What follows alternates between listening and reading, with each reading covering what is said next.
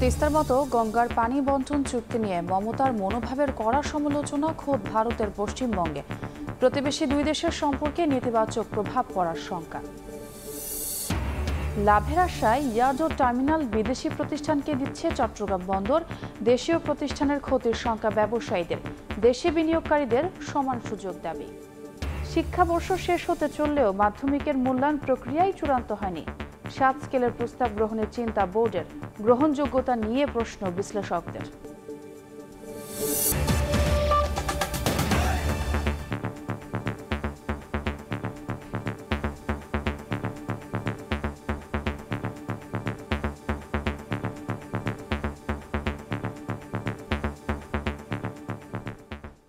ভোরের সময়ের সঙ্গে আছি আমি ছোয়া খন্দকার। তিস্তার মতো গঙ্গার পানি বন্টন চুক্তি নিয়ে পশ্চিমবঙ্গের মুখ্যমন্ত্রী মমতা বন্দ্যোপাধ্যায়ের মনোভাবের কড়া সমালোচনা শুরু হয়েছে খোদ তার নিজের রাজ্য জুড়ে।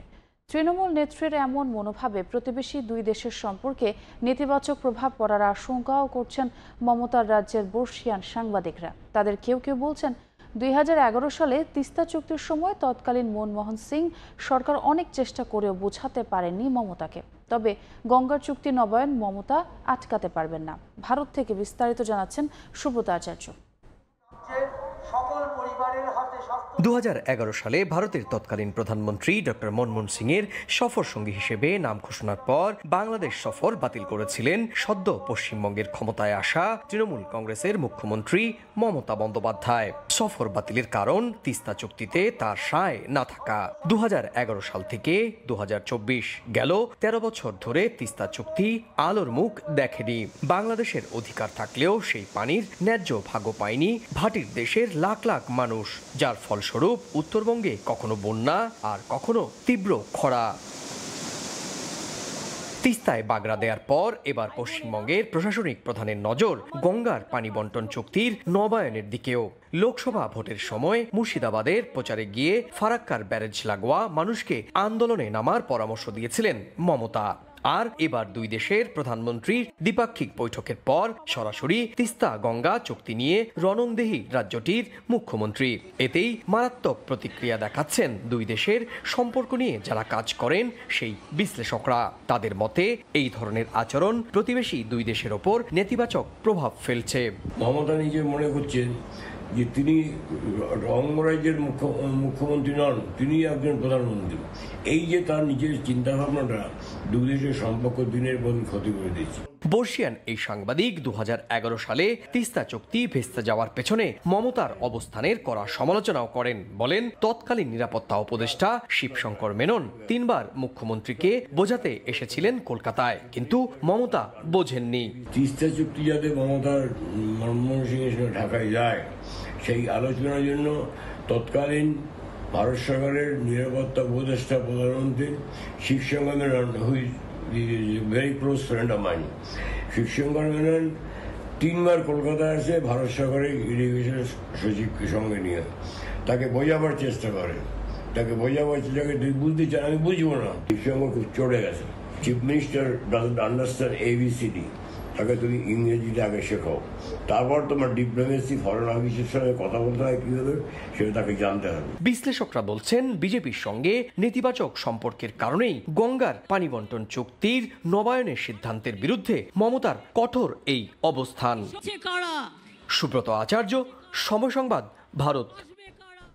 এবার আর শুধু পণ্য ওঠানামা কিংবা জাহাজ হ্যান্ডেলিং নয়, একেবারেই ল্যান্ডলর্ড বা জমিদারি প্রথায় ফিরে যাচ্ছে চট্টগ্রাম বন্দর।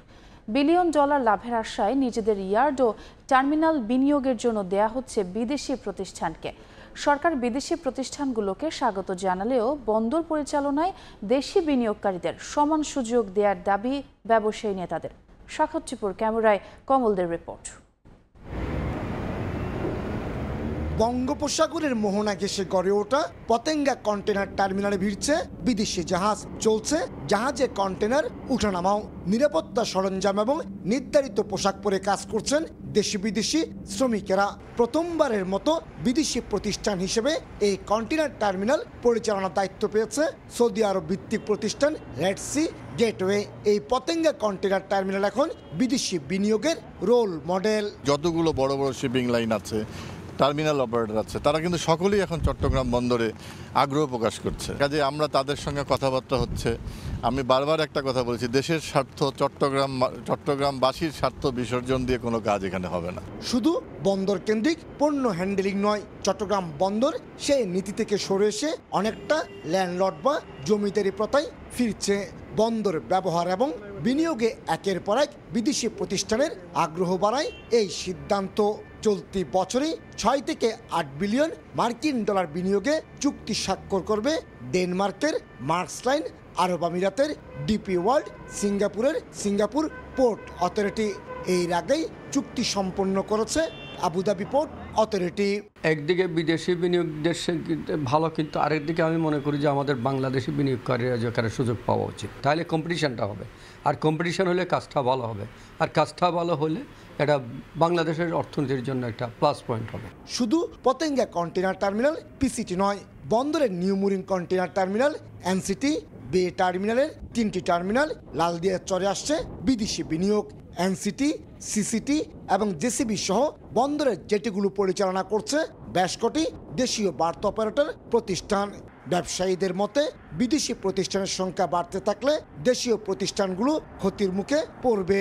কাতার, সৌদি আরব এবং Singapore, Japan, Denmark, France, European কিছু কান্ট্রি, এশিয়ান কিছু কান্ট্রি, মিডল ইস্ট কান্ট্রি, তারাও কিন্তু আগ্রহ প্রকাশ করছে। এবং আমরাও চাচ্ছি যে যেহেতু এটা আন্তর্জাতিক বন্দর এবং দেশি বিদেশি বড় বড় কোম্পানিগুলো আমাদের সঙ্গে আসুক, এসে আমাদের সাথে একসাথে এই বন্দর উন্নয়ন, বন্দরের ইনফ্রাস্ট্রাকচার ডেভেলপমেন্ট, টেকনোলজি আনা, সার্ভিস ভালো করার ব্যাপারে, হিউম্যান রিসোর্স ডেভেলপমেন্টের ক্ষেত্রে, সব ক্ষেত্রে তারা এখানে আমাদের সাথে একসাথে কাজ করবে আমরা চাই। বর্তমানে চট্টগ্রাম বন্দর দিয়ে আমদানি এবং রপ্তানি পণ্য থেকে বছরে 70,000 কোটি টাকা শুল্ক আদায় করছে চট্টগ্রাম কাস্টম হাউস। বিদেশি বিনিয়োগ বাড়তে থাকলে কয়েক বছরের মধ্যে রাজস্ব আদায় লাখো কোটি টাকা ছাড়িয়ে যাওয়ার আশা কর্তৃপক্ষের। স্বাধীনতার পর চট্টগ্রাম বন্দর শুধু পণ্য ওঠানামা করে তাদের ব্যবসা সীমিত রেখেছিল। এখন সে নীতিতে পরিবর্তন আসছে। চট্টগ্রাম বন্দর এখন ল্যান্ডলর্ড বন্দর হতে চায়। তার জমি ব্যবহার করতে চায় বিদেশি বিনিয়োগকারীরা। আর বিদেশি প্রতিষ্ঠানগুলো বিলিয়ন বিলিয়ন ডলার বিনিয়োগের আগ্রহ নিয়ে চট্টগ্রাম বন্দরে আসছে। প্রথম পর্যায়ে বিনিয়োগ করেছে সৌদি আরব কর্তৃক প্রতিষ্ঠান Red Sea Gateway. Patenga container terminal এখন তাদের নিয়ন্ত্রণে। একইভাবে বে টার্মিনাল সহ এনসিটিতেও বিনিয়োগ করতে চায় বিদেশি প্রতিষ্ঠানগুলো। চট্টগ্রামের পতেঙ্গা কন্টেনার টার্মিনাল থেকে কমল দে, সময় সংবাদ। বিভেদ ও দূরত্ব ভুলে আবারও জামাতকে সঙ্গে নিয়ে সরকার পতনের আন্দোলনে নামতে যাচ্ছে বিএনপি। দলটির নেতারা বলছেন যে যাই বলুক, লক্ষ্য অর্জনে যুগপৎ আন্দোলনের শরিক দলগুলোর সঙ্গে সরকার বিরোধী সবাইকে এক করেই মাঠে নামবেন তারা। তবে জামাত নেতারা বলছেন বিএনপির সঙ্গে গাঁটছড়া বাঁধতে বাধা হয়ে দাঁড়িয়েছে যুগপথের কয়েকটি দল, যে কারণে আন্দোলন বারবার ব্যর্থ হচ্ছে। অন্যদিকে যুগপথ শরিকরা বলছেন বিএনপি জামাতকে সঙ্গে নিলে ব্যত্যয় ঘটবে আন্দোলনে, এমন হলে সিদ্ধান্ত বদলাবেন তারা। আহমেদ সালেহিনের রিপোর্ট। 2006 সালে ক্ষমতা ছাড়ার পর 2015 সাল পর্যন্ত সরকার বিরোধী আন্দোলনে বিএনপির প্রধান শক্তি হয়ে পাশে ছিল জামায়াত ইসলাম। সে সময় বেশ শক্তি প্রদর্শন করে ইসলামী চিন্তাধারার এই দলটি। আর সেই সময় মানবতা বিরোধী অপরাধে জামাতের শীর্ষ পর্যায়ের একাধিক নেতা দণ্ডিত হলেও বিএনপির নিষ্ক্রিয়তায় টানাপোড়েন বাড়তে থাকে তাদের সাথে। একই সঙ্গে বিএনপির উপর বাড়তে থাকে আন্তর্জাতিক চাপও। এর মাঝে হয়ে যায় দুটি জাতীয় নির্বাচন। অনেকটা প্রকাশ্যে আসে বিএনপি জামাতের দূরত্ব। তবে বেশ কয়েকটি সামাজিক অনুষ্ঠানে জামাতের শীর্ষ নেতারা সেই দূরত্ব ও ভেদাভেদ ভুলে আবারও একসাথে পথ চলার ইঙ্গিত দেন। ছোটখাটো সকল ভেদাভেদ ভুলে গিয়ে জাতির বৃহত্তর স্বার্থে জামাত নেতারা বলছেন সম্প্রতি সরকার পতনের এক দফা দাবির আন্দোলনের ব্যর্থতার পেছনে রয়েছে যুগপৎ আন্দোলনে শরিক কয়েকটি দল, যাদের কারণেই বিএনপির সাথে মতবিরোধ ও দূরত্ব বেড়েই চলেছে তাদের। আমাদের দিক থেকে কোনো কমতি আছে আমরা মনে করি না। কোনো রাজনৈতিক দলের শত্রু না। ডান হোক বাম হোক মিলেমিশে কাজ করতে হবে। একই কর্মসূচি বাস্তবায়নের জন্য একসাথে নামতে হবে মাঠে। এখানে ঘাটতি আছে। কারা আসলে বাধা হয়ে দাঁড়াচ্ছে? কোনো রাজনৈতিক শক্তি দল। তাহলে কি সেই ঘাটতির কারণেই আন্দোলনটা ব্যর্থ হয়েছে? অবশ্যই ঐক্যবদ্ধ আন্দোলনে কোনো ক্ষেত্রে ত্রুটি আছে, না থাকলে তো আন্দোলন সফলতার দিকে চলে যেত। তবে এই নিয়ে বাম দলগুলোর মধ্যে মতপার্থক্য থাকলেও শরিকরা বলছেন জামাতকে নিয়ে বিএনপি আন্দোলনে গেলে নতুন করে সিদ্ধান্ত নেবেন তারা। ইঙ্গিত দেন আন্দোলনে হতে পারে ছন্দপতন। আমরা কোনো দ্বিধাদ্বন্দ্বের মধ্যে নেই।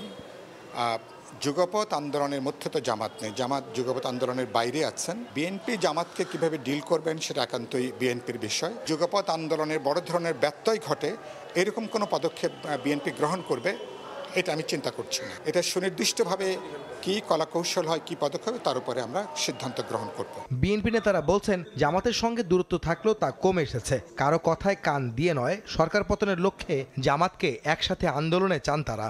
ব্যর্থ করতে তো অসুবিধা নাই, যদি ব্যর্থ হয় ওরা বলতে থাকুক, আন্দোলনও করুক, একসাথে রাস্তায় নেমে সরকারকে পতন ঘটাতে হবে। না হলে এরকম কথা কইতেই থাকবে। জামাত একটা দূরত্ব আমাদের সাথে হয়েছে, জামাতের সাথে ওই দূরত্ব এখন আর নাই। অল ভুক্তভোগী যখন একত্র হইয়াই এই সরকারের পতন ঘটাতে হইব। শিগগিরই নতুন করে আবারও সরকার বিরোধী আন্দোলনের লক্ষ্যে শরিক দলগুলোর সঙ্গে সম্প্রতি কয়েক দফা বৈঠকও করেছে বিএনপি। সরকার পতন হলেও তো আমাদের আন্দোলন। আহমেদ সালেহীন, সময় সংবাদ, ঢাকা। বেগম জিয়ার মুক্তি এখন মূল লক্ষ্য উল্লেখ করে বিএনপি মহাসচিব মির্জা ফখরুল ইসলাম আলমগীর বলেছেন, যুগপৎ আন্দোলনের জন্য শিগগিরই শরিকদের সঙ্গে আলোচনা করে আন্দোলন বেগবান করা হবে। শুক্রবার সন্ধ্যায় রাজধানীর সেগুন বাগিচায় একটি অনুষ্ঠানে অংশ নিয়ে একথা বলেন তিনি। একদিকে গণতন্ত্র নেই, অন্যদিকে আপনার দেশের সার্বভৌমত্ব, সেই সার্বভৌমত্ব আজকে হুমকির সম্মুখীন হয়েছে। এখন সবচেয়ে বেশি যে প্রয়োজন, যেটা আমরা মনে করেছি, যে গণতন্ত্রের জন্য যিনি সবচেয়ে বেশি ত্যাগ স্বীকার করেছেন, জীবন মৃত্যুর সঙ্গে যিনি লড়াই করছেন, সংগ্রাম করছেন, সেই দেশনেত্রী বেগম খালেদা জিয়াকে মুক্ত করার একটা আন্দোলন খুব জরুরি।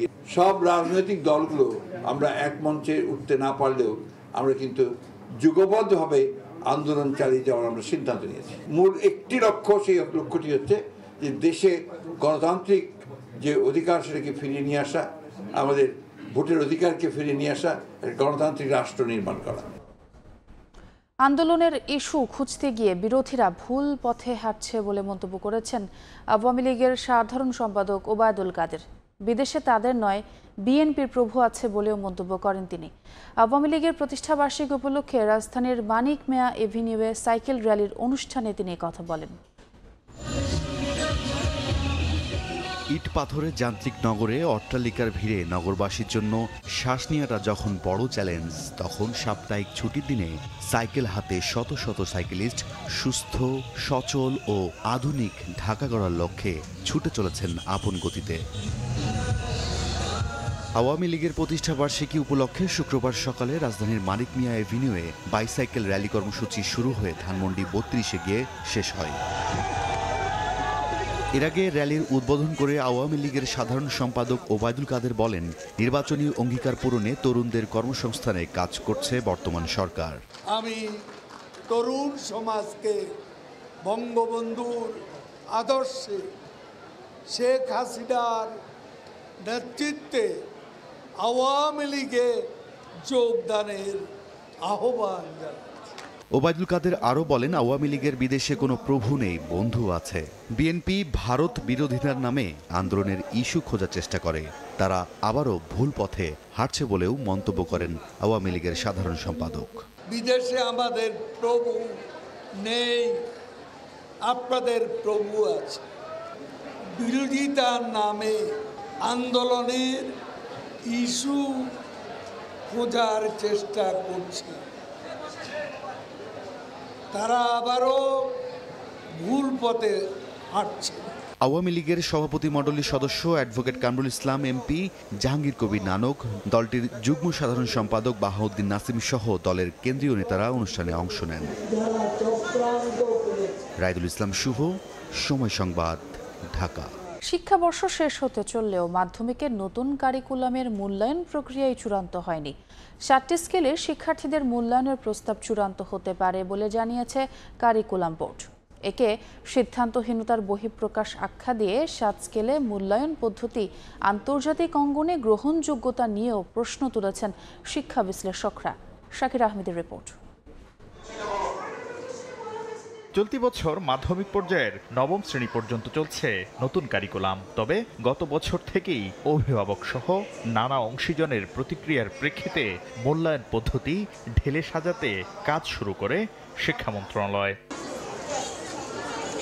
সবশেষ সিদ্ধান্ত অনুযায়ী প্রতিটি বিষয়ে 5 ঘন্টার মূল্যায়ন হবে। মূল্যায়নের 65% হবে লিখিতভাবে, আর শেখনকালীন মূল্যায়ন হবে 35%। প্রারম্ভিক থেকে শুরু করে বিকাশমান, অনুসন্ধানী, সক্রিয়, অগ্রগামী, অর্জনমুখী ও অনন্য এই 7টি স্তরে মূল্যায়নের প্রস্তাবনা দেওয়া হয়েছে, যেখানে প্রারম্ভিক পর্যায়ে পারদর্শিতার সর্বনিম্ন স্তর আর অনন্য হলো সর্বোচ্চ স্তর। সর্বনিম্ন স্তরটা প্রারম্ভিক এবং সর্বোচ্চটা হচ্ছে অনন্য, এবং এই মাঝখানের প্রত্যেকটারই একটার ইকুয়াল ইন্টারভেল আছে, মানে সম দূরত্বে অবস্থান করছে এই 7টা লেভেলের প্রত্যেকটা। এছাড়া একটি শ্রেণীতে 2টি বিষয়ে কাঙ্ক্ষিত পারদর্শিতা ও দক্ষতা প্রদর্শনে ব্যর্থ হলে শর্ত সাপেক্ষে পরবর্তী শ্রেণীতে উন্নীত হওয়া যাবে। 3টা বিষয়ে যদি বিকাশমানে থাকে তাহলে সে পরবর্তী শ্রেণীতে উত্তীর্ণ হতে পারবে না, আর 2টো বিষয়ে যদি হয় তাহলে আমরা তাকে বলছি শর্ত সাপেক্ষে পরবর্তী শ্রেণীতে উত্তীর্ণ করবার কথা। শিক্ষণকালীন মূল্যায়ন কিন্তু তাকে যে 2টা বিষয়ের জন্য আমরা বলছি যে রিপিট করব, সেটা কিন্তু শিক্ষণকালীন মূল্যায়নের জন্য নয়। সে একাদশ শ্রেণীতে ভর্তি হয়ে একাদশ শ্রেণীর ক্লাসে করবে, একাদশ শ্রেণীর পড়ায় পড়বে, শুধু সামষ্টিক মূল্যায়ন পরবর্তী বছরে যেটা হবে সেখানে গিয়ে সে ওই 2টো বিষয়ে পরীক্ষা দিতে হবে, এবং যতদিন পর্যন্ত সে এই 2টা বিষয়ে সামষ্টিক মূল্যায়নে উত্তীর্ণ হতে না পারবে ততদিন পর্যন্ত সে দ্বাদশ শ্রেণীর চূড়ান্ত পরীক্ষায় অংশগ্রহণ করতে পারবে। তবে চলতি শিক্ষাবর্ষের প্রথম 6 মাস পার হয়ে গেলেও এখনো মূল্যায়ন পদ্ধতি চূড়ান্ত করতে না পারাকে দুর্বলতা বলছেন শিক্ষাবিদরা। এছাড়া 7 স্কেলে মূল্যায়ন হলে তা আন্তর্জাতিক অঙ্গনে কতটুকু গ্রহণযোগ্য হবে সে ব্যাপারে সন্দিহান তারা। বাংলাদেশের নাগরিক যারা ভবিষ্যতে গড়ে উঠবে তারা তো নিশ্চয়ই আন্তর্জাতিক নাগরিকে পরিণত হবে, সুতরাং আন্তর্জাতিক বিশ্বের সাথে তাদের যে মূল্যায়ন পদ্ধতি আছে, ইন্টারন্যাশনাল স্ট্যান্ডার্ডাইজড অনেক টেস্ট আছে, সেগুলোর সাথে আমাদের এটা সামঞ্জস্যপূর্ণ না।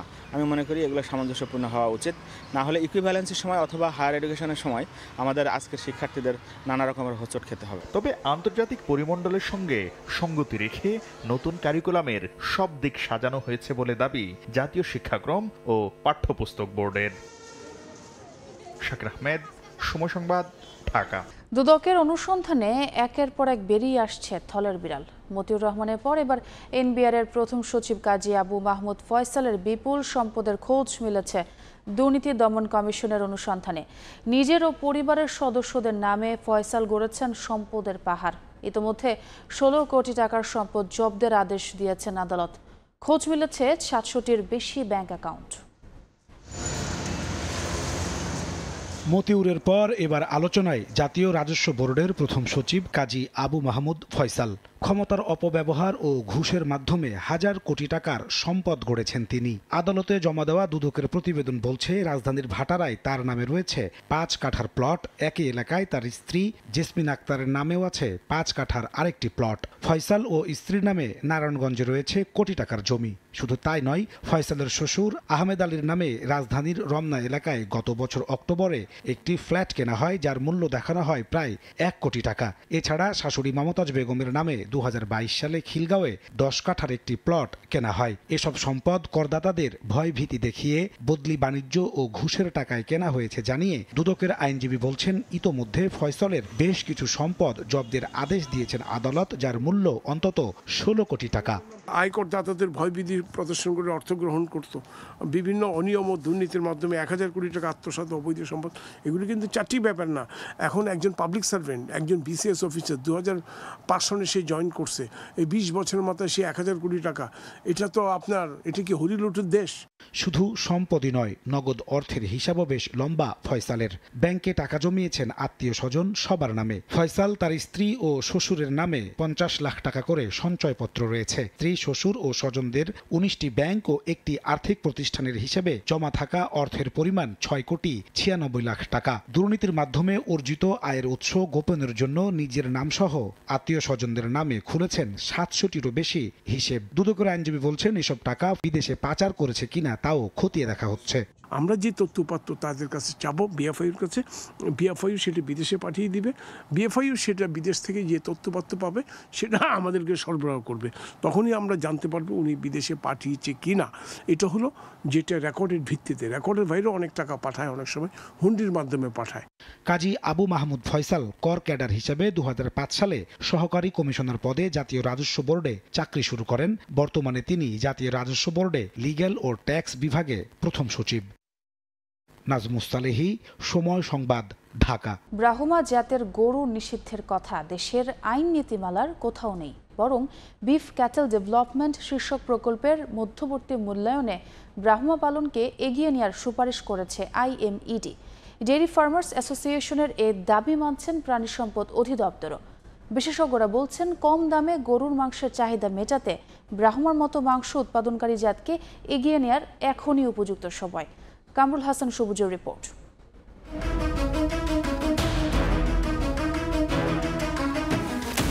ব্রাহ্মার কোনো বীজ অবশ্যই এটাকে বলবো যে আমি অনুমোদন দিই না।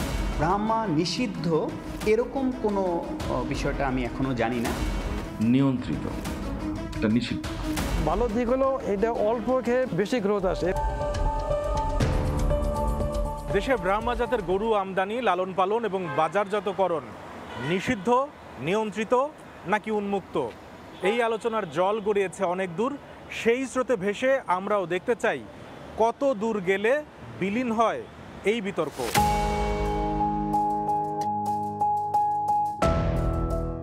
প্রথমেই আমরা বাংলাদেশ ডেইরি ফার্মার্স অ্যাসোসিয়েশনের মুখোমুখি। ব্রাহ্মা নিষিদ্ধ আনা যাবে না, কোনো বাণিজ্য নীতিমালা গভর্নমেন্টের কোথাও প্রজ্ঞাপনে এটা বলা নাই। সংগঠনটির দাবির ভিত খুঁজব, তার আগে ব্রাহ্মা সম্পর্কে জেনে নেই খানিকটা। প্রাণী সম্পদ অধিদপ্তরের তথ্য, 20 থেকে 24 মাসে একটি দেশি গরুর মাংস উৎপাদন ক্ষমতা যেখানে গড়ে 70 থেকে 80 কেজি, সেখানে ব্রাহ্মা থেকে পাওয়া যায় 10 গুণ বা তারও বেশি। ব্রাহ্মা কি সত্যিই নিষিদ্ধ বাংলাদেশে? প্রথমেই দেখতে চাই কি আছে বাণিজ্য মন্ত্রণালয়ের আমদানি নীতি আদেশে। 34-এর ক ধারায় ব্রাহ্মার হিমায়িত সিমেন ও এমব্রায়ো আমদানির অনুমতি দিয়েছে সরকার। বেসরকারি পর্যায়ে গবাদি পশুর প্রজনন কার্যক্রম পরিচালনার সংশোধিত নীতিমালাতে সিমেন আমদানি ও ব্যবহারের শর্ত জুড়ে দেয়া থাকলেও কোথাও উল্লেখ নেই ব্রাহ্মা নিষিদ্ধের কথা।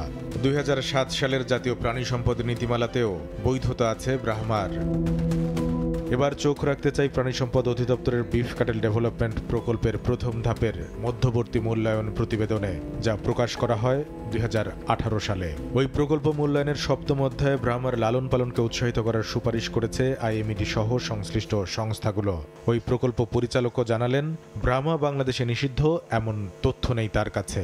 এই গত 5-6 বছরে কোনো আইন, নতুন আইন হয়েছে কিনা এটা আমার ওইভাবে জানা নেই। বিগত আইনে এটা নিষিদ্ধ না। এবার যেতে চাই প্রাণী সম্পদ অধিদপ্তরে, সংস্থার মহাপরিচালকের কাছে জানতে চাই ব্রাহ্মা গরু বাংলাদেশে নিষিদ্ধ কি না। এটা আপনি যখন আইপিওতে দেখবেন যে ব্রাহ্মা গরু দেশে আনা নিষিদ্ধ, এরকম কিছু লেখা নেই। নিষিদ্ধ না হলে কেন কঠোরভাবে নিয়ন্ত্রণ করা হয় এই জাতকে? আমাদের মেইন স্ট্রিম কি দেশি গরু, হলস্টিন ফ্রিশিয়ান ক্রস। তা আমাদের এটা থাকতে আমার অন্য কিছু দরকারটা কি? দেশে যখন গরুর মাংসের দাম চলে যাচ্ছে মধ্যবিত্তের নাগালের বাইরে, তখন সহজলভ্য করতে কি করা দরকার তা জানতে আমরা হাজির শেরেবাংলা কৃষি বিশ্ববিদ্যালয়ের animal science and veterinary medicine অনুষদে। মাংসটাকে কম দামে যদি দিতে চাই ভোক্তাদের কাছে, শুধু গরু কেন, আমি বলবো ছাগলের জন্য, ভেড়ার জন্য আমাদের এই মাংস জাতের দিকে চলে যেতে হবে। ব্রাহ্মা ঘিরে এত আলোচনা সমালোচনা শুরু 2021 সালে ঢাকার হযরত শাহজালাল আন্তর্জাতিক বিমানবন্দরে, যেখানে সাদিক এগ্রোর আমদানি করা 19টি গরু জব্দ ও খালাসে হাইকোর্টের দেয়া আদেশে মিথ্যা ঘোষণায় ওই চালান আমদানির কথা বলা হলেও নিষিদ্ধ বলা হয়নি ব্রাহ্মাকে। দুধ উৎপাদনে স্বয়ংসম্পূর্ণ হতে গিয়ে সচেতনতা এবং নিয়ন্ত্রণের অভাবে মাংস উৎপাদনে পিছিয়ে থাকে এবং তুলনামূলক কম দামে গরুর মাংস কেনা এবং খাওয়ার সুযোগ থেকে দেশের মানুষকে বঞ্চিত করার যৌক্তিকতা কি? আপনাদের মতোই সেই ব্যাখ্যা খুঁজছি আমরাও। কামরুল হাসান সবুজ, সময় সংবাদ, ঢাকা। পাহাড়ের পাদদেশে এখন সুমিষ্ট আনারসের গন্ধ। আকারে বড় ও খেতে সুস্বাদু বান্দরবানের আনারস সরবরাহ হচ্ছে দেশের বিভিন্ন অঞ্চলে। ফলন ভালো হওয়ায় খুশি জমিয়ারা। সোহেল কান্তিনাথের ক্যামেরায় বিস্তারিত জানাচ্ছেন এনে জাকির। পাহাড়ের ঢালে ভাঁজে ভাঁজে আনারসের বিশাল বাগান। এখন প্রতিটি গাছেই শোভা পাচ্ছে রসালো ফল, সুমিষ্ট আনারস। রুমা থানচি, রোয়াংছড়ি, সদরের চিম্বুক, লাইমিপাড়া, ফারুকপাড়া ও শৈলপ্রপাত সহ সবগুলো পাহাড়ে এখন ফলটির মৌসুম। বাগান থেকে বিক্রয় উপযোগী এসব আনারস সংগ্রহে ব্যস্ত সময় পার করছেন জুমিয়ারা। সেই আনারস বিক্রি হচ্ছে স্থানীয় হাট বাজার ও পর্যটন কেন্দ্রগুলোতে। এখানে আমরা বসে বসে বিক্রি করে আমরা শহরে নিয়ে যাইতে হয় না, এখানে ভালো দাম পাই। বাইরে থেকে এসে আমাদের আনারসগুলো নিয়ে যায়। গত বছর চাইতে এবছর খুব ভালো হয়েছে, এবছর বেশি বিক্রি করতে পারছি। পাহাড়ে উৎপাদিত জায়ান্ট কিউ আনারস আকারে বড় ও খেতে সুস্বাদু হওয়ায় বাজারে চাহিদাও রয়েছে ভালো। বড় সাইজের প্রতিজোড়া আনারস বাজারে বিক্রি হয় 100 থেকে 150 টাকা। শুধু তাই নয়, পাহাড়ে উৎপাদিত আনারস সরবরাহ হচ্ছে দেশের বিভিন্ন অঞ্চলে। বান্দরবনের মাটি একটু আপনারা জানেন যে একটু অম্লীয় মাটি এবং বেলে দোআঁশ মাটি। এই মাটিটা আনারস চাষের জন্য খুবই উপযোগী। জুম ছাড়াও যে সমস্ত পরিত্যক্ত জমিগুলো আছে এখানে আনারসের চাষ করার জন্য কৃষকদেরকে আমরা ট্রেনিং দিচ্ছি, তাদেরকে বিভিন্ন উপকরণ সহায়তা দিচ্ছি। কৃষি বিভাগের তথ্য মতে প্রতি বছর মার্চ এপ্রিল মাসে জমি প্রস্তুত করে লাগানো হয় আনারসের চারা। মে জুন মাসে বিক্রির উপযোগী হয় ফলটি। চলতি বছর আবাদ হয়েছে ৩,৮৫০ হেক্টর জমিতে। উৎপাদন লক্ষ্যমাত্রা ৯৯,০০০ মেট্রিক টন। এন.এ. জাকির, সময় সংবাদ, বান্দরবান। পাহাড় ধসের শঙ্কার পরও রাঙামাটিতে থামছে না ঝুঁকিপূর্ণ বসবাস, বরং আগের চেয়ে বেড়েছে কয়েকগুণ। শহরে 31টি পয়েন্টকে ঝুঁকিপূর্ণ হিসেবে চিহ্নিত করেছে প্রশাসন।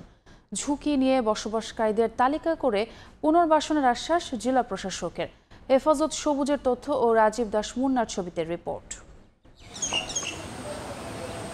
পাহাড়ের ঢালে ব্যাঙের ছাতার মতো গড়ে উঠেছে বসতি।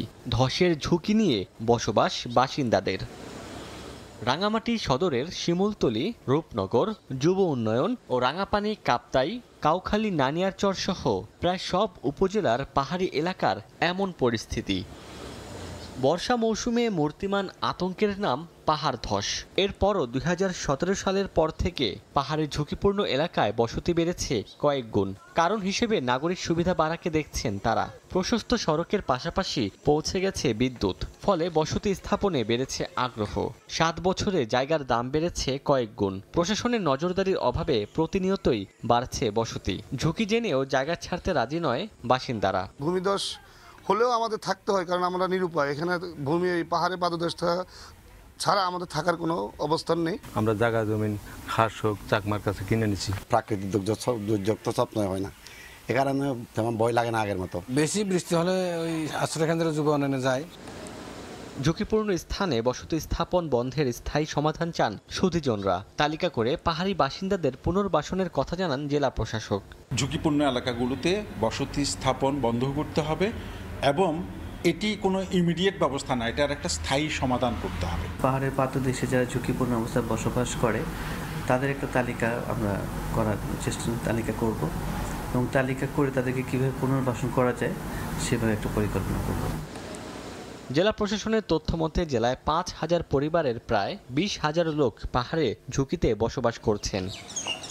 সময় সংবাদ, রাঙামাটি। সংযোগ সড়ক না করায় 3 বছর আগে খাগড়াছড়ির ডাইনছড়ি খালের উপর নির্মিত সেতু কোনো কাজেই আসছে না। ঠিকাদারের গড়িমসিকে দায়ী করছেন এলাকাবাসী। শিগগিরই সংযোগ সড়কের কাজ শুরুর আশ্বাস এলজিইডির। ছোটন বিশ্বাসের তোলা ছবি ও জিতেন বোরার তথ্য নিয়ে রিপোর্ট। 3 বছর আগেই নির্মাণ শেষ সেতুর, অথচ এখনো বাকি সংযোগ সড়কের কাজ। এতে সেতুটি যাতায়াতে তেমন ভূমিকা রাখছে না।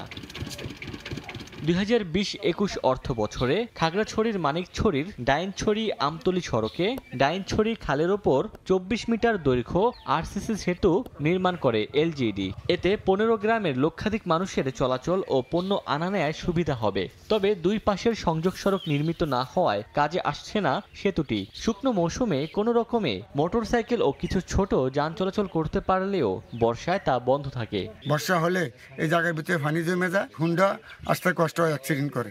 পানি কাদা এগুলো রাস্তাগুলো ঠিক হচ্ছে না, আজকে দীর্ঘদিন ধরে যাবত পড়ে আছে। সাইডে যে ব্রিজ দেওয়ার কথা ছিল ওই ব্রিজগুলো কিন্তু কন্ট্রাক্টর দেয় নাই, ম্যানেজারকে বলা হয়েছে, এরা কোনো অ্যালাউ করে না, কোনো পাত্তা দেয় না। কৃষকদের বাগানের আম, কাঁঠাল ও বিভিন্ন উৎপাদিত কৃষিপণ্য মানিকছড়ি সহ বিভিন্ন বাজারে নিতে হলে 4 থেকে 5 কিলোমিটার ঘুরে অন্য সড়ক দিয়ে যেতে হয়। এতে ব্যয় হচ্ছে অতিরিক্ত অর্থ। পাশাপাশি কৃষি জমিতে সেতুর নির্মাণ সামগ্রী রাখার কারণে ফসল উৎপাদন নিয়ে বিপাকে চাষিরা। 1 কিলোমিটারের রাস্তা বর্তমানে এখন 6 কিলোমিটার ঘুরে আসতে হয়, পাটনা হয়ে ঘুরে আসতে হয় মানুষের কাঁঠাল আম কাঁঠাল নিয়ে। বিলম্ব হওয়ার কারণটা আমি উপজেলা প্রকৌশলী বারবার পেয়ে দিয়েছি, এখনই বলেছি, তো এটা আসলে দ্রুত বাস্তব হওয়া দরকার, মানুষের ভোগান্তির শেষ নেই। তবে সংশ্লিষ্ট ঠিকাদারের দাবি, পার্বত্য চট্টগ্রামের কিছু অভ্যন্তরীণ সমস্যার কারণে কাজটি করতে দেরি হয়েছে। আর শিগগিরই সংযোগ সড়কের কাজ শুরুর আশ্বাস এলজিইডির। পার্বত্য চট্টগ্রামের বিরোধী সমস্যার কারণে আমাদের কাজটা করতে দেরি হয়ে গেছিল, কিন্তু ইতিমধ্যে কাজটা আমি অনেকটা প্রায় 99% কাজ করে ফেলেছি। 2 পাশে সিসি ব্লক অলরেডি বানানো আছে, খুব শীঘ্রই এটা বসানো হবে। আর আগামীকাল থেকে 2 পাশে ব্রিজের অ্যাপ্রোচ সেতুটি নির্মাণে ব্যয় হয়েছে 1,83,00,000 টাকা।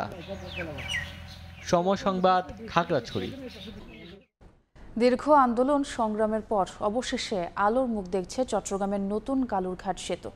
সেতুটি নির্মাণে 9,500 কোটি টাকা অর্থায়ন করছে দক্ষিণ কোরিয়া। এ খবরে উচ্ছ্বসিত এলাকাবাসী। জোড়াতালিতে কোনো রকমে টিকে আছে 23 বছর আগে মেয়াদোত্তীর্ণ ও জরাজীর্ণ 100 বছরের পুরনো কালুরঘাট সেতু। এক অংশ সংস্কার না হতেই ভেঙে পড়ে অপর অংশ। সেতুতে প্রতিনিয়ত ঝুঁকি নিয়ে চলছে কক্সবাজারগামী রেল ও যানবাহন। এটির পাশে আরেকটি নতুন সেতু নির্মাণের দাবিতে আন্দোলন, সংগ্রাম, ক্ষোভ ও মান অভিমান সহ জল ঘোলাটে কম হয়নি। গত এপ্রিলে ফেরিঘাটে দুর্ঘটনায় কলেজ ছাত্রী ফাতেমাতুজ জোহরা আর 19 জুনে মারা যান প্রকৌশলী আশরাফুদ্দিন। গত 1 বছরে 20টির বেশি দুর্ঘটনায় 4 জনের মৃত্যুর পাশাপাশি আহত হন অর্ধশত। লাখো চলাচলকারীদের জন্য মৃত্যুফাতে পরিণত হয়েছে এই সেতু। তবে দীর্ঘদিন পর অবশেষে আলোর মুখ দেখছে নতুন রেলকাম সড়ক কালুরঘাট সেতু। 9,500 কোটি টাকা অর্থায়ন করছে দক্ষিণ কোরিয়ার এক্সিম ব্যাংক। গত বৃহস্পতিবার অর্থমন্ত্রী ও প্রতিমন্ত্রী এবং রেলমন্ত্রীর উপস্থিতিতে চুক্তি স্বাক্ষরিত হয়। দ্রুত সময়ে শুরু হবে নির্মাণ কাজ। এলাকার মানুষ কালুরঘাট সেতু নিয়ে কোনো কথা শুনতে চায় না, তারা এটা বাস্তবায়ন চায়। কোরিয়ান সরকার লোন দিচ্ছে, 8,000 কোটি টাকার মতন তারা দিচ্ছে, 11,500 মধ্যে বাকিগুলা আমাদের সরকার দিচ্ছে। এদিকে দীর্ঘদিন পর নতুন সেতুর অর্থায়নের খবরে উচ্ছ্বসিত বোয়ালখালীবাসী। অতীতের ক্ষোভ ভুলে আশায় বুক বাঁধছেন তারা। মৃত্যুর ঝুঁকি নিয়ে চলাফেরা করতেছে। গত কিছুদিন আগেও একটা ঘটনা ঘটছে। আমাদের বোয়ালখালীর জন্য তো সুখবর, এটা অনেক ভালো। বোয়ালখালীবাসী যদি এই ব্রিজটা হয়, সারা জীবন এই সরকারের প্রতি কৃতজ্ঞ থাকিব আমরা। সেতুটি হলে মাতারবাড়ি গভীর সমুদ্র বন্দরের আমদানি রপ্তানি, চট্টগ্রাম কক্সবাজারের সড়ক ও রেল যোগাযোগ ব্যবস্থায় গুরুত্বপূর্ণ ভূমিকা রাখবে। শিল্প কারখানার পাশাপাশি বাড়বে আশেপাশের জায়গার দাম, বাঁচবে সময়। সিঙ্গেল ব্রিজ আমাদের জন্য অনেক অসুবিধা, আমরা ভারতে পারতেছি না। ব্রিজ সরে মনে করেন শর্টকাট, একটু তাড়াতাড়ি যাওয়া যায়। 11,000 কোটি টাকা ব্যয়ে নতুন সেতুটির নির্মাণ কাজ 2030 সালে শেষ হওয়ার কথা রয়েছে। দীর্ঘদিনের খুব মান অভিমানের পর অবশেষে ভাগ্য বদলের পালা বোয়ালখালীবাসীর। কারণ এই সেতুর পাশে আরেকটি নতুন সেতুর জন্য অর্থায়ন করছে দক্ষিণ কোরিয়া। এখন শুধু অপেক্ষা কখন শুরু হবে এটির পাশে আরেকটি নতুন সেতুর কাজ। শফিকুল আলম, সময় সংবাদ, চট্টগ্রাম। চাঁদপুরের ডাকাতিয়া নদীর ওপর নবনির্মিত ভাষা বীর এম.এ. ওয়াদুদ সেতু দিয়ে চলাচল করছে যানবাহন। এতে দীর্ঘ 10 বছরের দুর্ভোগে অবসান হওয়ায় খুশি 2 উপজেলার মানুষ।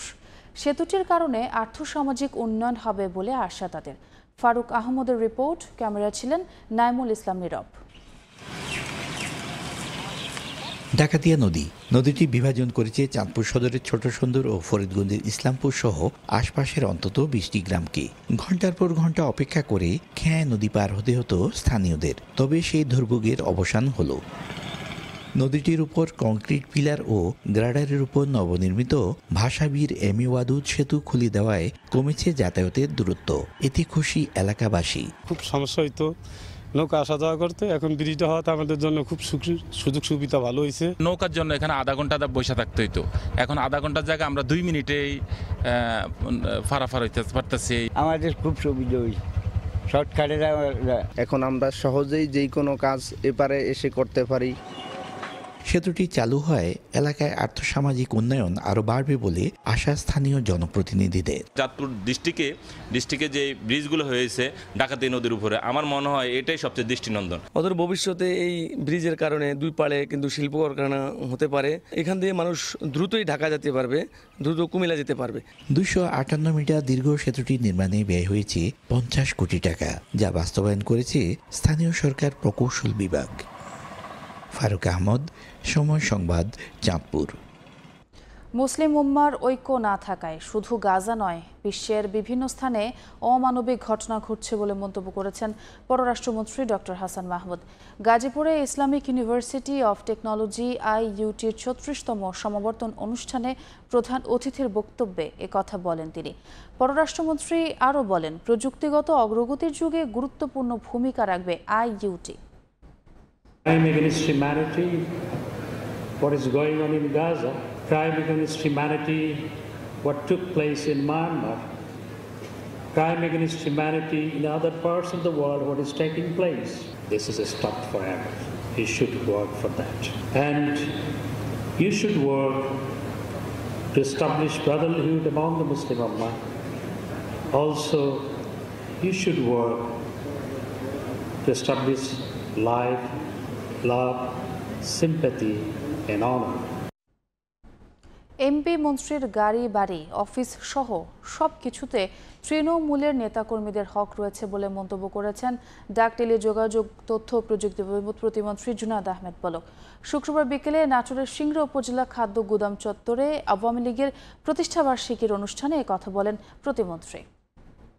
আজকে জননেত্রী শেখ হাসিনার কল্যাণে আওয়ামী লীগ সরকার গঠন করেছে বলে, আমরা নৌকা মার্কা নিয়ে এমপি মন্ত্রী হয়েছি বলে আমরা আজকে ট্যাক্স ফ্রি গাড়িতে চড়তে পারছি।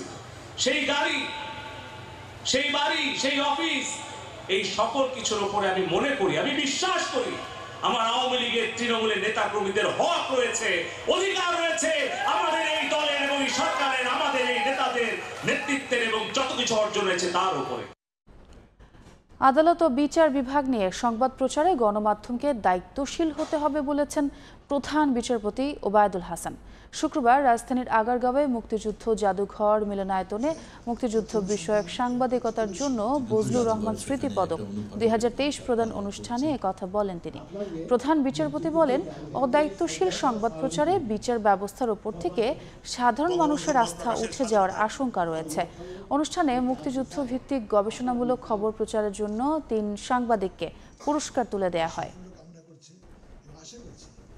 2 মাস বন্ধের পর পটুয়াখালীর কুয়াকাটায় আবারও শুরু হলো বাংলাদেশ সাবমেরিন কেবলস PLCর দ্বিতীয় ল্যান্ডিং স্টেশনের কার্যক্রম। বিষয়টি নিশ্চিত করেন প্রতিষ্ঠানের ব্যবস্থাপনা পরিচালক মির্জা কামাল আহমদ। তিনি জানান, গত 20 এপ্রিল সিঙ্গাপুর ও ইন্দোনেশিয়ার সমুদ্র তলদেশে সাবমেরিন কেবল কাটা পড়ায় বন্ধ হয়ে যায় দেশের দ্বিতীয় সাবমেরিন কেবল ল্যান্ডিং স্টেশনের দ্রুতগতির সেবা কার্যক্রম। এ সময় কক্সবাজারের কুতুবদিয়ায় প্রথম ল্যান্ডিং স্টেশনের মাধ্যমে দ্রুত গতির ইন্টারনেট সেবা প্রদান চালু রাখা হয়। আগামী কয়েকদিনের মধ্যে স্থানান্তরিত হওয়া সব গ্রাহকের কুয়াকাটা ল্যান্ডিং স্টেশনের সঙ্গে যুক্ত করা হবে বলেও জানায় বাংলাদেশ সাবমেরিন কেবলস PLC।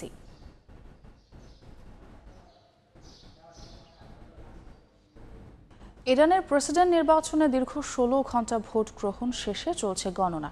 স্থানীয় সময়ে শুক্রবার সকাল 8টা থেকে সন্ধ্যা 6টা পর্যন্ত ভোট গ্রহণের কথা থাকলেও ভোটার উপস্থিতি বেশি হওয়ায় 3 দফায় 6 ঘণ্টা বাড়ানো হয় ভোট গ্রহণের সময়। ধারণা করা হচ্ছে ভোটের ফলাফলেও পেতেও দেরি হতে পারে। গেল মে মাসে হেলিকপ্টার দুর্ঘটনায় নিহত হন ইরানের প্রেসিডেন্ট ইব্রাহিম রাইসি। এরপর দেশটিতে ঘোষণা করা হয় নতুন প্রেসিডেন্ট নির্বাচনের তারিখ। সেই অনুযায়ী স্থানীয় সময় শুক্রবার সকাল 8টা থেকে শুরু হয় vote.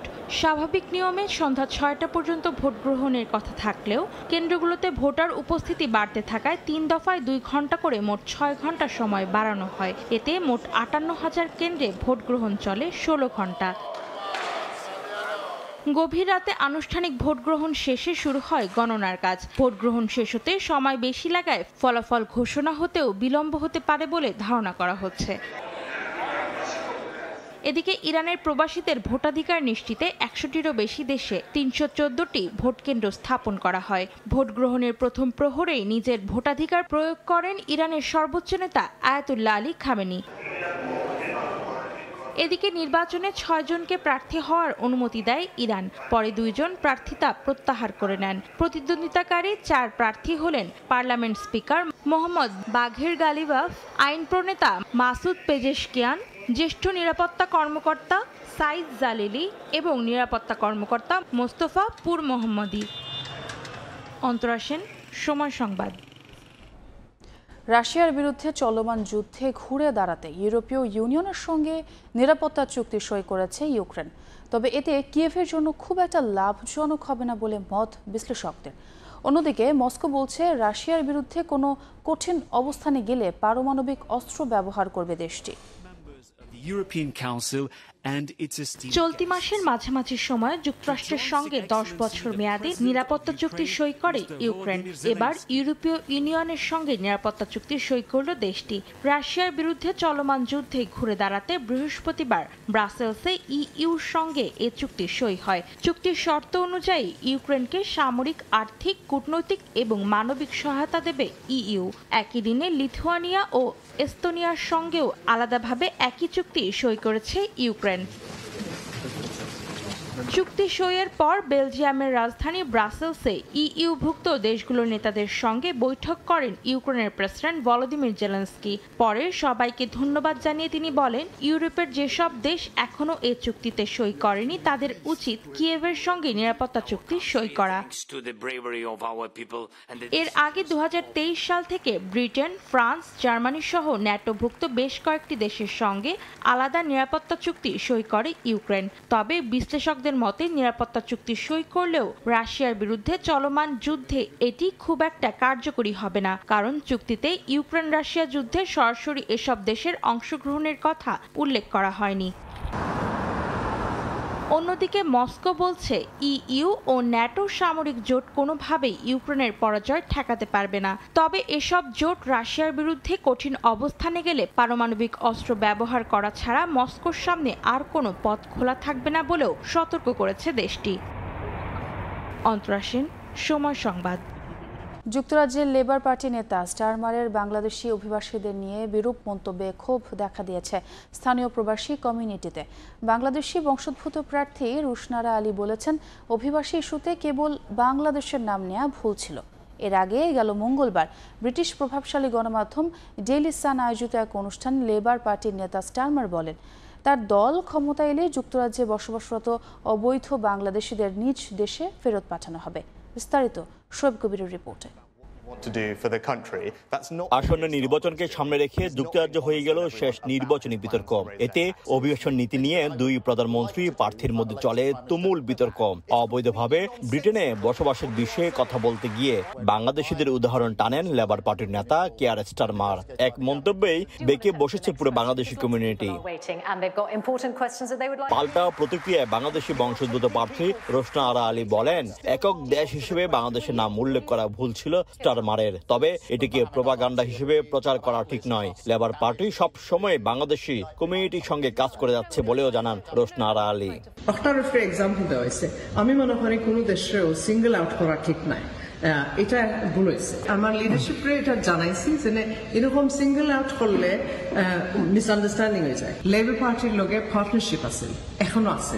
So I want to assure everybody that the Labour Party is absolutely committed to making sure the British Bangladeshi community has a strong voice. Amra party's side on MP Amra, আর কোনো পার্টির MP নয় British Bangladeshi. এদিকে স্টারমারের মন্তব্যের জেরে বাংলাদেশি কমিউনিটিতে তীব্র ক্ষোভের মুখে এর ব্যাখ্যা দিয়েছে লেবার পার্টি। বাংলাদেশের সঙ্গে লেবার পার্টির সম্পর্ক তুলে ধরে দলটি জানায়, স্টারমার কোনো উদ্দেশ্য নিয়ে এমন মন্তব্য করেননি। তাদের দলের সঙ্গে বাংলাদেশ ও বাংলাদেশি কমিউনিটির সম্পর্ক অত্যন্ত গভীর ও বন্ধুত্বপূর্ণ বলেও জানান তারা। স্টারমার নিজেও কয়েকবার বাংলাদেশ ভ্রমণ করেছেন উল্লেখ করে বলেন, বাংলাদেশ ও যুক্তরাজ্যের সম্পর্ক দীর্ঘদিনের। I'm very concerned about any upset I may have caused. That certainly wasn't my intention. I didn't mean to offend anyone or upset anyone, and I'm genuinely concerned that I have done so. I value hugely the contribution the Bangladeshi community makes to our economy, to our culture, to our country. এদিকে স্টার মারের এমন বক্তব্যে ক্ষুব্ধ হয়ে Labour পার্টির Tower Hamlet শাখার deputy leader ও councillor Sabina Yasmin Labour party থেকে পদত্যাগ করেছেন। শোয়েব কবির, সময় সংবাদ, লন্ডন। কুয়েতে বাংলাদেশ আওয়ামী লীগের ৭৫তম প্রতিষ্ঠাবার্ষিকী উদযাপিত হয়েছে। স্থানীয় সময় বৃহস্পতিবার রাতে একটি হোটেলে আওয়ামী লীগ কুয়েত শাখার উদ্যোগে আলোচনা সভা হয়। আওয়ামী লীগ কুয়েতের সভাপতি হোসেন আহমদ আজিজের সভাপতিত্বে আলোচনা সভায় অন্যান্য অতিথিরা উপস্থিত ছিলেন।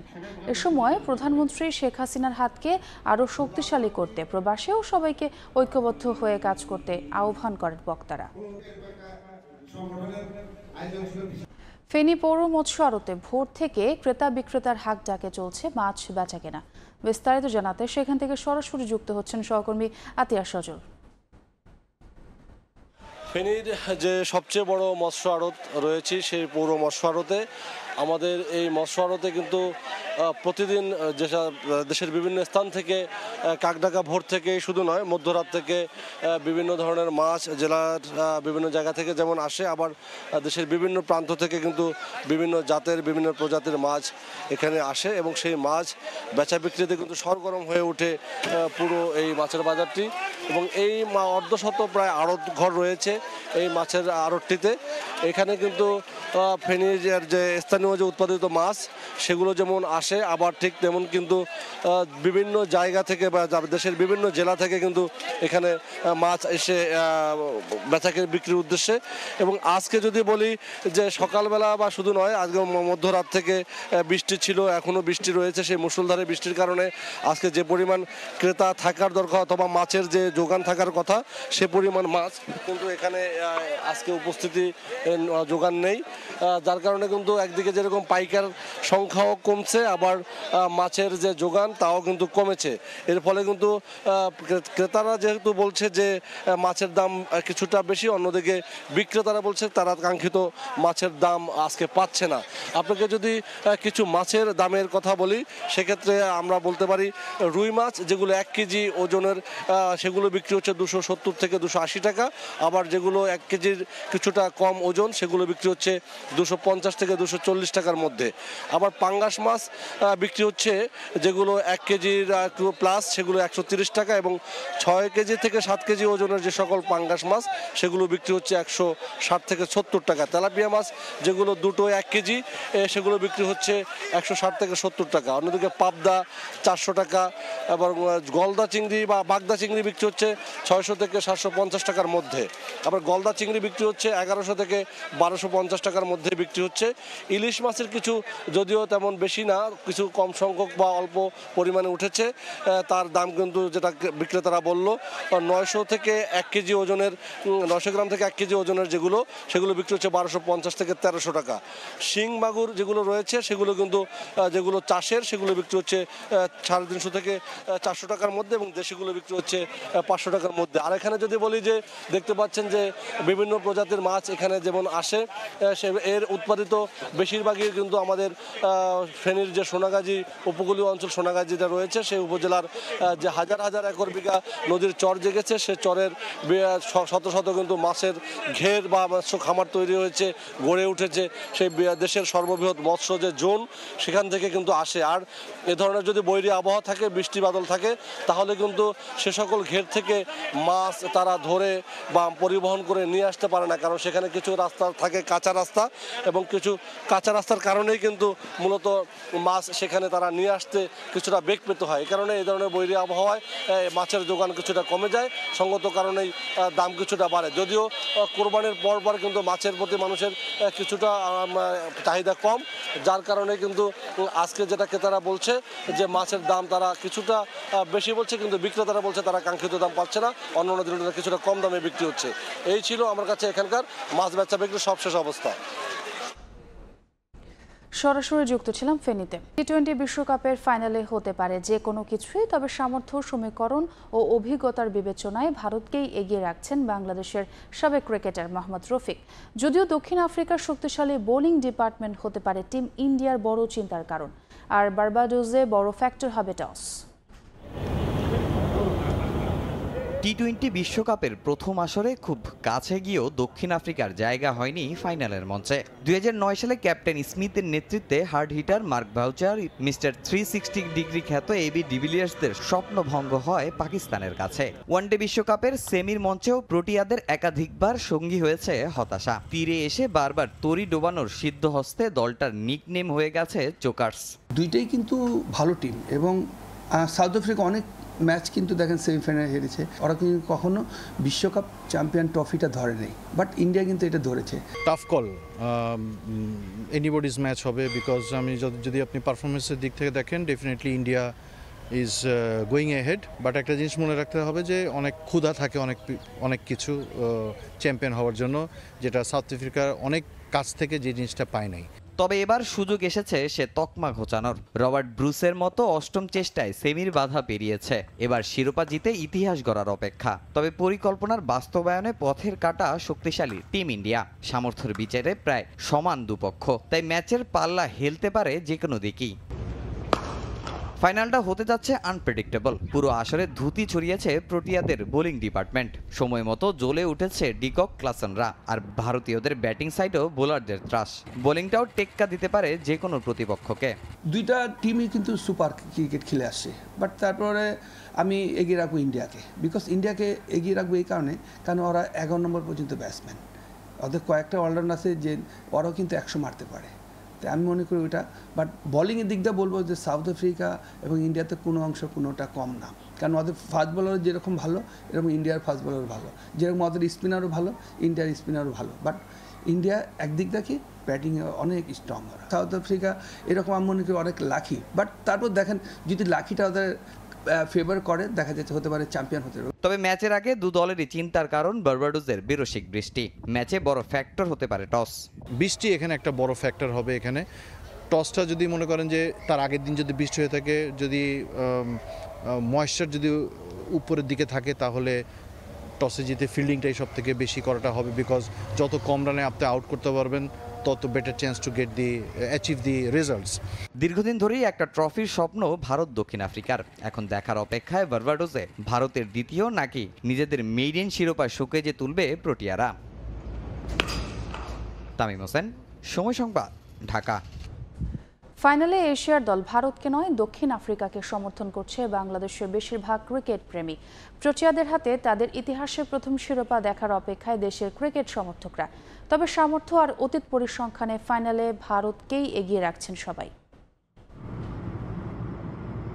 শুরুতেই বাজিমাত। টি-20তে ভারতের একমাত্র বিশ্বকাপ এসেছিল 2007 সালের প্রথম আসরে। গেল আসরে খুব কাছে গিয়েও হাতে পাওয়া হয়নি ওয়ানডে বিশ্বকাপটা। এবার ইতিহাস গড়ার আরও একটা সুযোগ হাতছানি মেন ইন ব্লুদের সামনে। তবে এশিয়ার টিম ফাইনালে উঠলেও বেশিরভাগ বাংলাদেশি ক্রিকেট প্রেমীরাই চান শিরোপাটা উঠুক প্রোটিয়াদের হাতে।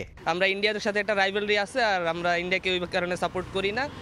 আর সাউথ আফ্রিকার যে বিষয়টা সেটা হচ্ছে সাউথ আফ্রিকার একটা তকমা আছে যে চোকার্স, তারা কখনো ফাইনাল খেলে নাই, আর সেই জন্যই আমরা সাউথ আফ্রিকাকে সাপোর্ট করব। তাদের প্লেয়াররা ওই রকম রেসপেক্ট পায় না আমাদের কাছ থেকে।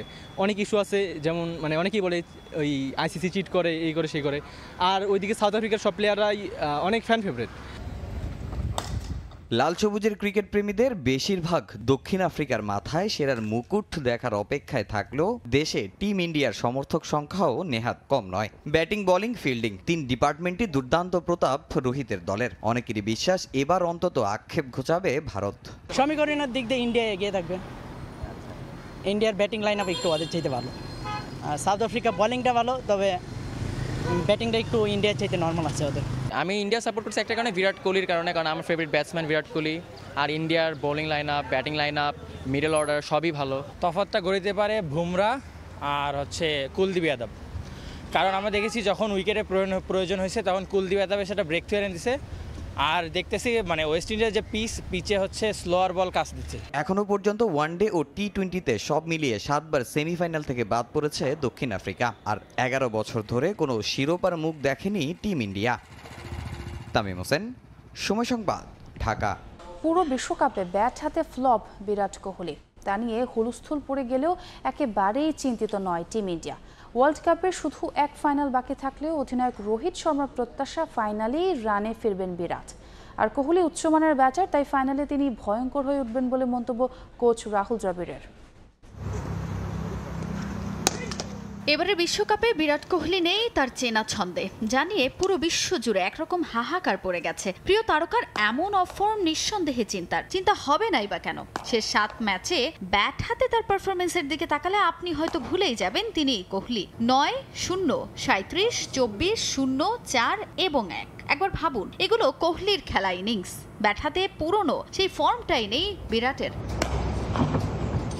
বর্তমান চ্যাম্পিয়ন ইংল্যান্ডের বিপক্ষে সেমিফাইনালে 68 রানের জয় পায় টিম ইন্ডিয়া। তবে সেখানেও বিরাট ছিলেন একেবারে নিষ্প্রভ। ব্যাট হাতে জ্বলে উঠতে পারেননি স্বমহিমায়। কিন্তু কেন এমন অফ ফর্ম? বিশ্বকাপে বাকি শুধু এক ফাইনাল, সেখানেও কি ওপেনিংয়ে দায়িত্বশীল ব্যাটিংটা করতে পারবেন তিনি? আর কবেই বা ফিরবেন ফর্মে? সেটাই এখন সময়ের সবচেয়ে বড় প্রশ্নগুলোর একটা হলেও বেশ নির্ভার টিম ইন্ডিয়া। বিরাটের অফ ফর্ম কোনো চিন্তার কারণ নয় বলে তার পাশে দাঁড়ালেন অধিনায়ক রোহিত শর্মা। কোহলি ভালো মানের ব্যাটসম্যান, তার দক্ষতা নিয়ে প্রশ্নের কোনো জায়গা নেই বলে মন্তব্য করেন ক্যাপ্টেন। ফাইনালেই ফর্মে ফিরবেন বলে প্রত্যাশা তার। আমরা তার ক্লাস বুঝি। 15 বছর ধরে খেললে ফর্ম কোনো সমস্যাই নয়, বাজে সময় আসতেই পারে। সম্ভবত ফাইনালের জন্য জমিয়ে রেখেছেন। শুধু রোহিতই নন, কোচ রাহুল দ্রাবিড়ও পাশে দাঁড়িয়েছেন কোহলির। সাফাই গাইলেন তার পক্ষে। ফাইনালে ইংল্যান্ডের বিপক্ষে ভয়ঙ্কর হয়ে উঠবেন বিরাট বলেও প্রত্যাশা তার। বিরাটকে আপনারা চেনেন, একটা ঝুঁকিপূর্ণ ক্রিকেট খেললে সবসময় সফল হওয়া যায় না। এমন কিছু বলতে চাই না যাতে হিতে বিপরীত হয়, তবে আমার মনে হয় বড় কিছুই আসছে। তার আচরণ ভালো লাগে এবং মাঠে যেভাবে নিজেকে নিংড়ে দেয়, আমার মনে হয় তার রানে ফেরা প্রাপ্য। ইংল্যান্ডের বিপক্ষে এখন দেখার বিষয় সমর্থকদের প্রত্যাশা কতটুকু পূরণ করতে পারেন কিং কোহলি। তাজিন খন্দকার, সময় সংবাদ। টি-20 বিশ্বকাপে আরও একটি রেকর্ডের হাতছানি অধিনায়ক রোহিত শর্মার সামনে। ফাইনালে তার ব্যাটে 56 রান আসলেই বাবর আজমকে টপকে এক আসরে অধিনায়ক হিসেবে সর্বোচ্চ রানের রেকর্ড গড়বেন রোহিত। এদিকে ইংল্যান্ডের বিপক্ষে 68 রানের ইনিংসে বেশ কিছু মাইলফলক স্পর্শ করেন ভারতীয় এই অধিনায়ক। ইংল্যান্ডের বিপক্ষে বিশ্বকাপের দ্বিতীয় সেমিফাইনালে দলকে দারুণ এক ইনিংস উপহার দিয়েছেন রোহিত শর্মা। অধিনায়ক হিসেবে এই ম্যাচে টি-20তে 49তম জয় পেয়েছেন তিনি, যা টি-20 ক্রিকেট ইতিহাসে অধিনায়ক হিসেবে সর্বোচ্চ ম্যাচ জয়ের রেকর্ড। সেই হিসেবে টি-20 ক্রিকেটে এখন পর্যন্ত সবচেয়ে সফল অধিনায়ক এই ভারতীয়। এর আগে অধিনায়ক হিসেবে সর্বোচ্চ 48টি আন্তর্জাতিক টি-20 ম্যাচ জয়ের রেকর্ড ছিল পাকিস্তানের বাবর আজমের। কিংস্টনে আরও একটি রেকর্ডের হাতছানি রোহিত শর্মার সামনে। অধিনায়ক হিসেবে কোনো টি-20 বিশ্বকাপ আসরে সর্বোচ্চ রানের মালিক হওয়ার সুযোগ ভারতীয় অধিনায়কের। দক্ষিণ আফ্রিকার সঙ্গে রোহিতের ব্যাটে মাত্র 56 রান আসলেই নতুন রেকর্ড গড়বেন তিনি। এর আগে 2021 বিশ্বকাপে অধিনায়ক হিসেবে সর্বোচ্চ 303 রান করেছিলেন বাবর আজম। এদিকে ইংল্যান্ডের বিপক্ষে 2টি ছক্কা মেরে নতুন আরও একটি রেকর্ড গড়েছেন ভারতীয় এই অধিনায়ক। 20 ওভারের বিশ্বকাপে ছক্কার 50 করেছেন রোহিত। ওয়েস্ট ইন্ডিজের সাবেক ক্রিকেটার ক্রিস গেইলের পর দ্বিতীয় ব্যাটার হিসেবে এই কীর্তি গড়লেন ক্যাপ্টেন কুল। বিশ্বকাপে গেইলের ওভার বাউন্ডারি সংখ্যা 63টি। 57 রানের ইনিংসে নতুন আরও একটি মাইলফলক স্পর্শ করেন রোহিত। পঞ্চম ভারতীয় অধিনায়ক হিসেবে সব ফরম্যাট মিলিয়ে 5000 রান করার রেকর্ড গড়েছেন তিনি। বিরাট কোহলি, মহেন্দ্র সিং ধোনি, মোহাম্মদ আজহারউদ্দিন ও সৌরভ গাঙ্গুলির পর সর্বোচ্চ রান ভারতীয় এই অধিনায়কের। রিফাতুল ইসলাম মিরন, সময় সংবাদ। অন্যদিকে ব্রিজটাউনে প্রোটিয়াদের আশা দেখাচ্ছেন ক্যাপ্টেন এইডেন মার্ক্রাম। ফাইনালে আন্ডারডগ হলেও এখনও এই অধিনায়কের নেতৃত্বে আইসিসি ইভেন্টে কোনো ম্যাচ হারেনি দক্ষিণ আফ্রিকা। বয়স ভিত্তিকে দলকে চ্যাম্পিয়ন করেছেন 10 বছর আগে। এবার সে রেকর্ড ধরে রাখলে ভারতের ট্রফি খরা আরও দীর্ঘায়িত হতে যাচ্ছে। ব্রিজটাউনে শনিবারের ফাইনালে ফলাফল যাই হোক না কেন, দক্ষিণ আফ্রিকাকে হারাতে হলে ইতিহাস বদলাতে হবে ভারতীয়দের। পরিসংখ্যান, শক্তিমত্তা কিংবা অভিজ্ঞতা যে হিসেবেই টানা হোক না কেন, এগিয়ে থাকবে রোহিত শর্মার দল। তবে এর পরেও নিজেদের দ্বিতীয় টি-20 বিশ্বকাপ শিরোপা জিততে বদলাতে হবে এইডেন মার্ক্রামের অধিনায়ক ভাগ্য। প্রোটিয়াদের প্রথমবারের মতো ফাইনালে তোলা এই ক্রিকেটার এখনও অপেক্ষায় অধিনায়ক হিসেবে আইসিসি ইভেন্টে প্রথম ম্যাচ হারার। এবারের বিশ্বকাপ তো বটেই, ক্যাপ্টেন মার্ক্রামের পরিসংখ্যান যে কারো চোখ কপালে তুলতে বাধ্য। আইসিসি ইভেন্টের 16 ম্যাচে দক্ষিণ আফ্রিকার নেতৃত্ব দিয়েছেন মার্করাম। 2014 অনূর্ধ্ব-19 বিশ্বকাপে দলকে আনবিটেন চ্যাম্পিয়ন করার পাশাপাশি গত ওয়ানডে বিশ্বকাপ কিংবা চলতি টি-20 বিশ্বকাপ কোথাও প্রোটিয়ারা হারেনি। ক্যাপ্টেন মার্করামের ক্যাপ্টেন্সি রেকর্ড দুর্দান্ত ডোমেস্টিক টুর্নামেন্টেও। এসএ টি-20-র পরপর 2 আসরে নিজের দল সানরাইজার্স ইস্টার্ন কেপকে চ্যাম্পিয়ন করেছেন, যদিও দ্বিপাক্ষিক সিরিজে এই পরিসংখ্যান কিছুটা মলিন। এবারে টি-20 বিশ্বকাপের আগে অধিনায়ক মার্করামের নেতৃত্বে দক্ষিণ আফ্রিকা খেলে 8টি ম্যাচ। ঘরের মাঠ হলেও যার 6টাতেই হারে প্রোটিয়ারা। শনিবারের ফাইনালিস্ট ভারতের বিপক্ষে 2 ম্যাচে অবশ্য জয় পরাজয়ের হারটা সমান। তবে আপাতত প্রোটিয়া সমর্থকরা স্বপ্ন দেখতেই পারে। আইসিসি ইভেন্টে অধিনায়ক মার্করাম যে এখনো কোনো হারের মুখ দেখেননি। ব্রিজটাউনে সে রেকর্ড টিকলে অপেক্ষা ফুরবে আফ্রিকান দেশটির। সাব্বির মিথুন, সময় সংবাদ। ক্রিকেট নিয়ে দীর্ঘমেয়াদী কোনো পরিকল্পনা না থাকার কারণে বারবার বৈশ্বিক টুর্নামেন্টে ভরাডুবি হয় টাইগারদের। সরল স্বীকারোক্তি বিসিবি পরিচালক ও সাবেক অধিনায়ক আকরাম খানের। আফগানিস্তানের বিপক্ষে ম্যাচ নিয়ে কোচ আর অধিনায়ককে জবাবদিহিতার আওতায় আনার পরামর্শ তার। জানান সাকিব রিয়াদের ভবিষ্যৎ পরিকল্পনা জানতে চাইবে বোর্ড। কেন, কার পরিকল্পনায়? আফগানদের বিপক্ষে যে হার এখনো জন্ম দেয় নানা প্রশ্নের। সবচাইতে বড় প্রশ্ন নেতিবাচক মানসিকতা নিয়েই। হয়তো এটাই ক্রিকেটারদের আসল চরিত্র, সর্বদাই নিজের পিঠ বাঁচিয়ে চলা। শুধু কি ক্রিকেটার, এর দায় কি এড়াতে পারেন? শর্টকাটে সাফল্য খুঁজতে থাকা বিসিবি কর্তারা দাঁতে দাঁত চেপে লড়াই করার বার্তাটা কি ঠিকভাবে পৌঁছাতে পারেন তারা? প্রয়োজনের মুহূর্তে কি হতে পারেন কঠোর? খারাপ লাগলো আমার কাছে ব্যাপারটা, কারণ এটা আমাদের একটা খুব ভালো অপরচুনিটি ছিল সেমিফাইনাল খেলা, তো সেটা কারণ কোনো অ্যাপ্রোচই ছিল না। অ্যাপ্রোচটা হলো খুবই পজিটিভ থাকা উচিত। আমরা প্রেশারটা অনেক বেশি নিয়ে নিচ্ছি, সেটা কিন্তু খুবই খারাপ। এটা কিন্তু আমি সবসময় আগেও বলেছি, এখনও বলছি, এবং আমরা প্রপার আমাদের মন মানসিকতা কিন্তু ওই জিনিসটা নাই যে আমরা টিমে, আপনাকে কিন্তু রেডি থাকতে হবে টিমের যা দরকার সেটা করার জন্য। যারা ভালো দল বা ভালো দেশ, ওরা কিন্তু আপনার ওই 2 বা 4 বছরের টার্গেট নিয়েই আপনার প্ল্যান করে। তো এটা কিন্তু আমাদের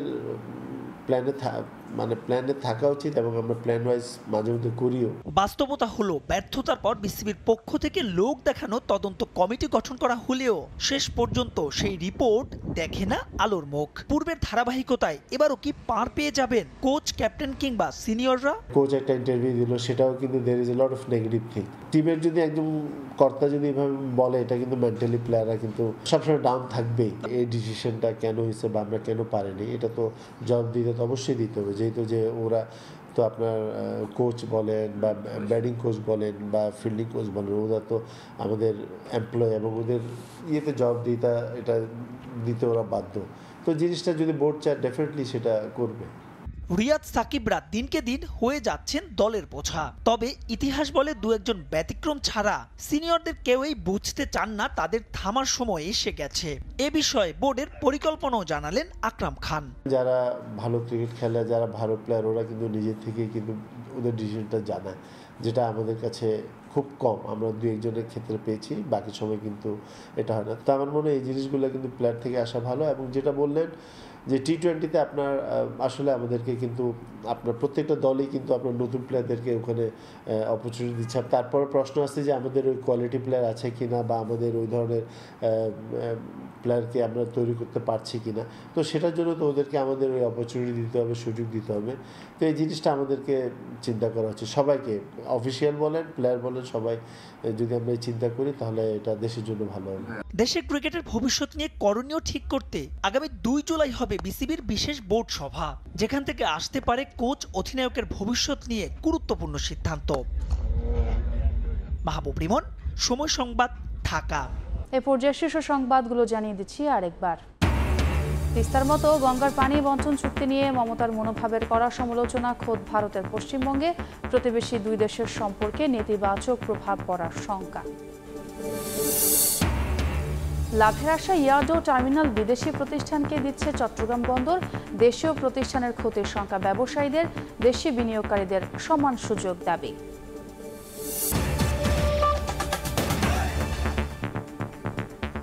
এই ছিল ভোরের সময়। এরপর সকালের সময় নিয়ে সঙ্গে থাকবেন তোহা খান তামিম। ছোঁয়া, আপনাকে ধন্যবাদ। সকালের সময় নিয়ে ফিরছি কিছুক্ষণ পরেই, সঙ্গে থাকুন সময়ের।